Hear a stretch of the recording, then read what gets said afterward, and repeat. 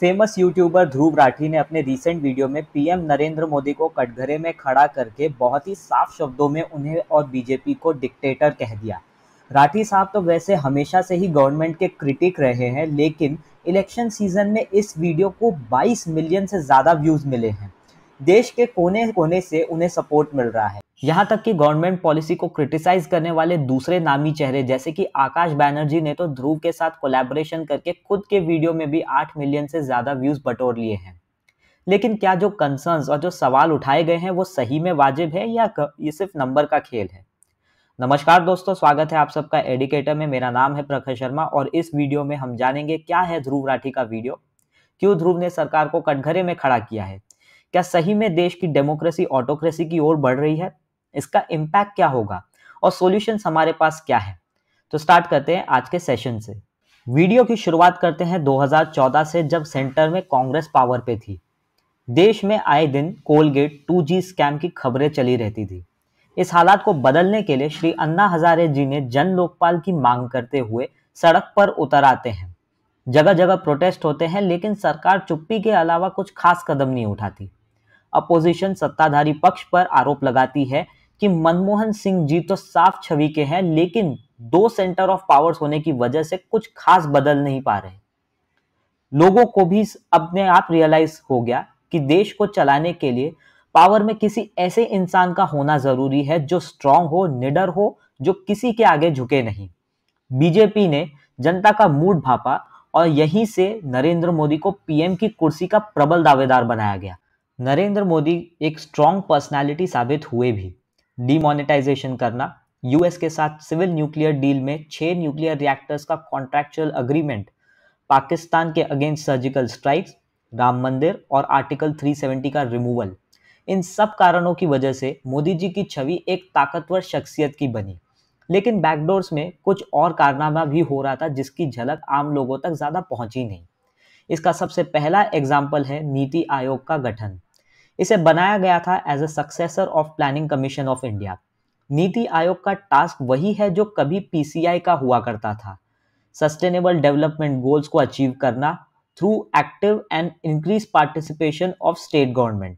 नीति आयोग की कई सारी खूबियां थी, जैसे कि ग्रास रूट लेवल पे इंफॉर्मेशन का एक्सेस होना, पॉलिसी प्लानिंग में डिसेंट्रलाइजेशन, फर्दर डेवलपमेंट के लिए पब्लिक और प्राइवेट सेक्टर्स को एडवाइस करना। लेकिन ये लास्ट पॉइंट ही सबसे बड़ा प्रॉब्लम है, क्योंकि नीति आयोग प्लानिंग कमीशन की तरह अपने डिसीजन को एनफोर्स नहीं कर सकती है, उसका काम सिर्फ एडवाइस करना है। ये बात सही है कि नीति आयोग के अपने सक्सेसेस हैं, लेकिन कई एक्सपर्ट्स मानते हैं कि ये सिर्फ एक ग्लोरीफाइड इंस्टीट्यूशन है और अमीर गरीब की जो खाई है, उनके बीच में जो खाई है, उसे रिड्यूस करने में आयोग के एक्शंस बहुत ही सब पार लेवल के हैं। अनदर एग्जाम्पल जो काफ़ी रिसेंट टाइम्स का है वो है क्रिटिकल बिल्स को पास कराने के लिए सिटिंग एमपीज पर जानबूझकर डिसिप्लिनरी एक्शंस लेकर उन्हें सस्पेंड करना। 2023 के विंटर पार्लियामेंट्री सेशन में record breaking 146 member of parliament suspend किए गए। प्रिसाइडिंग ऑफिसर यानी लोकसभा और राज्यसभा के स्पीकर के अनुसार ये एमपीज पार्लियामेंट में डिसरप्शन कॉज कर रहे थे, जिसके कारण उन्हें सस्पेंड किया गया। रूल्स के मुताबिक पार्लियामेंट के स्पीकर अगर चाहें तो पार्टी के सदस्य रहकर भी प्रिसाइडिंग ऑफिसर रह सकते हैं। हालांकि उनसे एक्सपेक्टेशन जरूर है कि वो निष्पक्ष होकर अपना काम करें। लेकिन जब एमपीज आपसे बार बार कहे कि संसद में डिस्कशन किए बगैर रूलिंग पार्टी बिल्स को पास करा दे रही है और स्पीकर बस खड़े रहकर तमाशा देख रहे हैं, तो ऐसे में प्रिसाइडिंग ऑफिसर के इंडिपेंडेंस पर सवाल भी उठता है। अब आप ये कहेंगे कि ये सब तो ठीक है, पर ध्रुव राठी तो केजरीवाल को सपोर्ट कर रहा है, जो लिकर केस घोटाले के चक्कर में अंदर है, करप्ट आदमी का साथ दे रहा है वो। लेकिन इलेक्टोरल बॉन्ड्स भी तो एक स्कैम है, वहां भी तो एक्सटॉर्शन किया गया है कंपनी से ताकि पार्टी को फंड मिलता रहे। एनफोर्समेंट डायरेक्टोरेट को एज ए टूल इस्तेमाल किया गया है यहाँ पर। आफ्टर ऑल 2018 में ही तो ईडी को अनरिस्ट्रिक्टेड पावर्स मिली है। उनके कस्टडी में जो भी इस समय आएगा उसे गिल्टी ही कंसिडर किया जाएगा अंटिल प्रूवन इनोसेंट।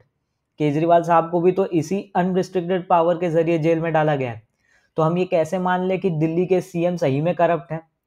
अच्छा, कहना तो लोगों का ये भी है कि मोदी डिक्टेटर है तो क्या हुआ, टर्की के father of nation Mustafa Kemal Pasha भी तो डिक्टेटर थे, उन्हें भी तो अपने देश में हीरो माना जाता है। मोदी भी तो वैसे ही लीडर की कैटेगरी में आ सकते हैं ना। लेकिन मुस्तफ़ा केमाल एक बेनोवोलेंट डिक्टेटर थे और मोदी जी के लक्षण क्या हैं ये तो हम फार्मर्स प्रोटेस्ट और लद्दाख प्रोटेस्ट में देख ही चुके हैं। राठी साहब ने कई अच्छे सवाल उठाए ज़रूर है, लेकिन क्या उन्हें सही में देश की फिक्र है या खेल सिर्फ यूट्यूब में फॉलोअर्स बढ़ाने का है? इंडिया आते से ही सबसे पहला काम उन्होंने किया है आकाश बनर्जी के साथ वीडियो बनाना। देश की सही में इतनी फिक्र थी तो क्यों नहीं किसानों से मिलने गए, क्यों नहीं सोनम वांगचुक से मिले, क्यों नहीं हासदेव गए? इतने समय से सिर्फ एंटी गवर्नमेंट पर्सनालिटीज के साथ ही वीडियोस और फोटोज खिंचाने में क्यों बिजी हैं? चलिए मान भी ले कि राठी साहब आने वाले समय में ये सब काम भी करेंगे, लेकिन क्या क्रिटिसिज्म सिर्फ उनका होना चाहिए जो पावर में बैठा है, या उनका भी होना चाहिए जो हमेशा अपने आप को बेचारा और लाचार पोर्ट्रे करते हैं? क्योंकि साफ शब्दों में कहे तो दूध के धुले तो वो भी नहीं है। तो ऐसे हालातों में जनता के पास ऑप्शन क्या है? इलेक्शन नजदीक है और यही सही समय है अपने वोट को एक्सरसाइज करके अपना पक्ष क्लियर करने का। ये बात भी सही है कि ECI election commission of India खुद भी इंडिपेंडेंट है या नहीं, इस पे बहुत बड़ा क्वेश्चन मार्क है। लेकिन रीसेंट डेज में सुप्रीम कोर्ट ने जो स्ट्रॉन्ग स्टैंड लिया है उससे देखकर तो ऐसा लगता है कि डेमोक्रेसी को अभी भी बचाया जा सकता है। इसी के साथ हमारा आज का सेशन एंड करते हैं। उम्मीद करता हूँ आपको ये सेशन पसंद आया होगा। कमेंट करके हमें ज़रूर बताइएगा। लाइक करें, शेयर करें, सब्सक्राइब करें और हम आपसे मिलेंगे अगले वीडियो में ऐसे ही किसी इंपॉर्टेंट इशू को डिस्कस करने। Thank you very much.